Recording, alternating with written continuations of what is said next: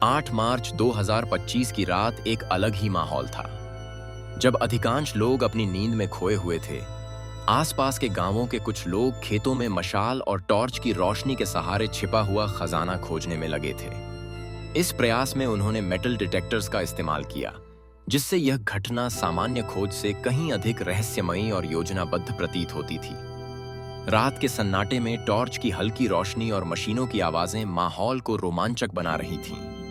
यह दृश्य ग्रामीण जीवन की रोजमर्रा की गतिविधियों से बिल्कुल अलग था, मानो कोई बड़ा रहस्य उजागर होने वाला हो। खजाने की खोज में जुटे लोगों की संख्या केवल एक गांव तक सीमित नहीं थी, बल्कि आसपास के कई गांवों के लोग भी इस अभियान में शामिल हो गए थे। हर कोई उत्सुक था कि क्या सच में यहाँ कोई छिपा हुआ खजाना है या ये सिर्फ एक अफवाह है। लोगों की उम्मीदें और जिज्ञासा लगातार बढ़ती जा रही थीं। कुछ लोग पुराने किस्सों और कहानियों का हवाला देते हुए खजाने की संभावना को सच मान रहे थे, जबकि अन्य इसे मात्र एक भ्रम समझ रहे थे। इस माहौल में गांवों में हलचल और चर्चा का दौर तेज हो गया था।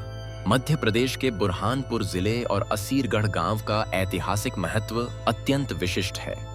यहाँ स्थित असीरगढ़ का किला अपनी प्राचीनता और स्थापत्य कला के लिए प्रसिद्ध है। इस क्षेत्र में पहले मिले सिक्कों के कारण यहाँ खजाने की खोज की घटनाएं बार बार सामने आती रही हैं। असीरगढ़ का किला न केवल स्थानीय इतिहास, बल्कि पूरे भारत के सांस्कृतिक विरासत का महत्वपूर्ण हिस्सा है। पुरातत्वविदों और इतिहासकारों के लिए यह स्थल शोध का केंद्र रहा है। यहाँ की खोजों ने क्षेत्र की समृद्ध विरासत को उजागर किया है, जिससे इसकी ऐतिहासिक पहचान और भी मजबूत हुई है। छावा मूवी के रिलीज के बाद बुरहानपुर में खजाने की खोज अचानक तेज हो गई थी। यह शहर ऐतिहासिक दृष्टि से बेहद महत्वपूर्ण है, क्योंकि कभी मुगल सम्राट औरंगजेब ने इसे अपना पसंदीदा ठिकाना बनाया था। वहीं मराठा साम्राज्य के छत्रपति संभाजी महाराज ने इसी शहर पर आक्रमण कर लूट की थी।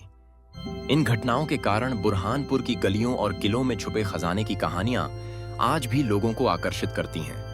फिल्म की लोकप्रियता ने इन किस्सों को फिर से चर्चा में ला दिया है, जिससे खजाने की खोज को नया उत्साह मिला है। असीरगढ़ का किला अपने रहस्यमय खजाने की कहानियों के लिए प्रसिद्ध है। ऐसा माना जाता है कि इसकी सुरंगों और गहरी खाइयों में अरबों रुपए का खजाना छुपा हुआ है। हालांकि आज तक कोई भी व्यक्ति यह नहीं जान पाया कि वह खजाना वास्तव में मौजूद है या केवल एक किंवदंती है। कई बार खोजबीन की गई, लेकिन हर प्रयास असफल रहा। इस रहस्य ने किले को और भी आकर्षक और रहस्यमय बना दिया है। लोग आज भी इसकी सच्चाई जानने के लिए उत्सुक रहते हैं। बुरहानपुर शहर का इतिहास अनेक रोचक घटनाओं से भरा हुआ है। इस वीडियो में हम जानेंगे कि छत्रपति संभाजी महाराज ने इस शहर को लूटने का निर्णय क्यों लिया था। बुरहानपुर मध्य प्रदेश का एक प्रमुख ऐतिहासिक नगर है, जिसकी रणनीतिक स्थिति और समृद्धि ने इसे कई शासकों के लिए आकर्षण का केंद्र बना दिया। संभाजी महाराज के इस कदम के पीछे क्या असली वजह थी, यह जानना बेहद दिलचस्प है। हम आपको उन ऐतिहासिक परिस्थितियों से रूबरू कराएंगे जिन्होंने इस घटना को जन्म दिया। वीडियो के अंत तक आपको बुरहानपुर की विरासत और उस समय की राजनीतिक स्थिति की गहराई से जानकारी मिलेगी। बुरहानपुर का इतिहास बेहद समृद्ध और गौरवशाली रहा है। यह शहर अपनी अमीरी के लिए मुगलों के समय से ही नहीं, बल्कि उससे भी पहले जाना जाता था। 8वीं से 10वीं सदी के बीच बुरहानपुर राष्ट्रकूट वंश के अधीन था, और उस समय भी इसकी संपन्नता उल्लेखनीय थी। व्यापार, संस्कृति और स्थापत्य कला के क्षेत्र में इस शहर ने महत्वपूर्ण योगदान दिया।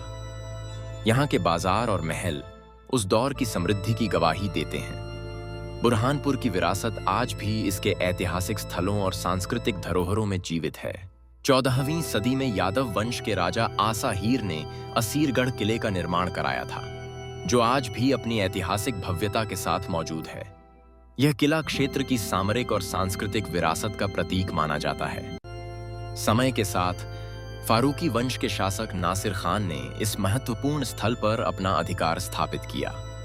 इस परिवर्तन ने किले की राजनीतिक स्थिति और महत्व को और बढ़ा दिया। सन 1388 में सुल्तान ने शेख जैनुद्दीन की सलाह पर बुरहानपुर की स्थापना की। इस नगर का नाम प्रसिद्ध सूफी संत बुरहानुद्दीन के सम्मान में रखा गया। बुरहानपुर अपनी समृद्धि और रणनीतिक स्थिति के कारण शीघ्र ही खान देश संतत की राजधानी बन गया। यहाँ की भौगोलिक स्थिति ने इसे व्यापार और प्रशासन के लिए महत्वपूर्ण केंद्र बना दिया। सूफी संतों की विरासत और सांस्कृतिक प्रभाव ने इस नगर को ऐतिहासिक पहचान दिलाई। बुरहानपुर ने समय के साथ क्षेत्रीय राजनीति और संस्कृति में भी अहम भूमिका निभाई। 15वीं सदी में मीरान आदिल खान द्वितीय ने बुरहानपुर में एक मजबूत गढ़ और भव्य महलों का निर्माण करवाया। इन स्थापत्य संरचनाओं ने शहर की सुरक्षा और सांस्कृतिक पहचान को नया आयाम दिया। इसके बाद बुरहानपुर का महत्व लगातार बढ़ता गया और यह क्षेत्र बहमनी सुल्तानों के अधीन भी आ गया। इस बदलाव ने बुरहानपुर को राजनीतिक और ऐतिहासिक दृष्टि से और भी महत्वपूर्ण बना दिया। इन निर्माणों की वजह से बुरहानपुर मध्यकालीन भारत के प्रमुख नगरों में गिना जाने लगा। 1601 में मुगल सम्राट अकबर ने इस शहर पर अधिकार कर लिया था, जिससे यह दक्षिण भारत में मुगल सेना का प्रमुख मुख्यालय बन गया। अकबर के शासनकाल में यहाँ की आर्थिक स्थिति काफी मजबूत थी। इस शहर से हर वर्ष 1 करोड़ रुपए से अधिक राजस्व मुगल खजाने में जमा होता था, जो उस समय के लिए एक बड़ी राशि थी। यह राजस्व न केवल साम्राज्य की शक्ति को बढ़ाता था, बल्कि प्रशासन और सैन्य गतिविधियों के संचालन में भी महत्वपूर्ण भूमिका निभाता था। अकबर की दूरदर्शिता और कुशल प्रबंधन के कारण यह क्षेत्र मुगल साम्राज्य के लिए अत्यंत महत्वपूर्ण बन गया। जहांगीर और शाहजहां के शासनकाल में बुरहानपुर ने उल्लेखनीय प्रगति की। शाहजहां ने इस शहर में भव्य महलों का निर्माण करवाया और एक टकसाल भी स्थापित की थी, जिससे आर्थिक गतिविधियों को बढ़ावा मिला। ऐतिहासिक कथाओं के अनुसार शाहजहां ने किले के भीतर कहीं अपना खजाना भी छुपा दिया था। इस तरह बुरहानपुर उस समय कला, वास्तुकला और समृद्धि का केंद्र बन गया था। इन शासकों की दूरदर्शिता ने शहर की पहचान को और मजबूत किया। बुरहानपुर वह ऐतिहासिक स्थान है जहां शाहजहां की प्रिय बेगम मुमताज महल का निधन हुआ था। प्रारंभ में शाहजहां ने ताजमहल का निर्माण इसी शहर में करने का विचार किया था, ताकि अपनी बेगम की याद को यहीं अमर कर सकें। लेकिन बाद में उनकी योजना बदल गई और ताजमहल को आगरा में बनाने का निर्णय लिया गया। इस परिवर्तन के पीछे कई कारण बताए जाते हैं, जिनमें से एक आगरा की भौगोलिक स्थिति और वहां की सुविधाएं थीं।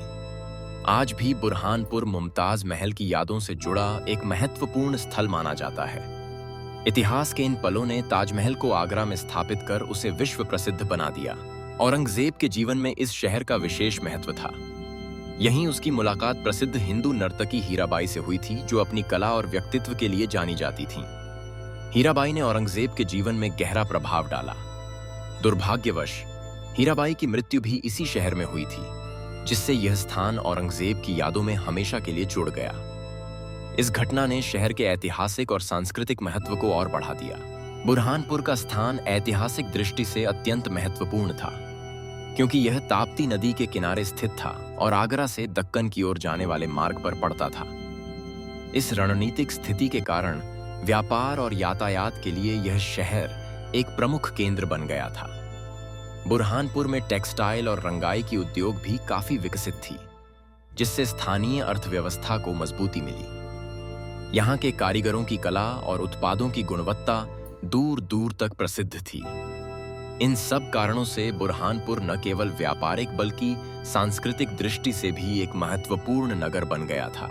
मुगलों के शासनकाल में बुरहानपुर को दक्कन का प्रवेश द्वार माना जाता था।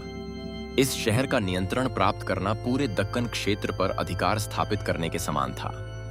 इसी कारण बुरहानपुर में हमेशा भारी संख्या में सैनिकों की तैनाती रहती थी। यह रणनीतिक दृष्टि से बेहद महत्वपूर्ण स्थान था, जिससे मुगलों की शक्ति और सुरक्षा सुनिश्चित होती थी। बुरहानपुर की भौगोलिक स्थिति ने इसे सैन्य और प्रशासनिक गतिविधियों का केंद्र बना दिया था। छत्रपति संभाजी महाराज ने अपने राज्याभिषेक के केवल 14 दिनों बाद 30 जनवरी 1681 को बुरहानपुर शहर पर साहसिक हमला किया। इस अचानक आक्रमण ने मुगलों की सुरक्षा व्यवस्था को पूरी तरह से चौंका दिया। संभाजी महाराज की रणनीतिक सोच और त्वरित निर्णय क्षमता ने मराठा सेना को सफलता दिलाई। बुरहानपुर पर हमला मराठा शक्ति का प्रतीक बन गया और इससे मुगलों के मनोबल पर गहरा प्रभाव पड़ा। यह घटना इतिहास में मराठा साम्राज्य की निर्भीकता और नेतृत्व क्षमता का उदाहरण मानी जाती है।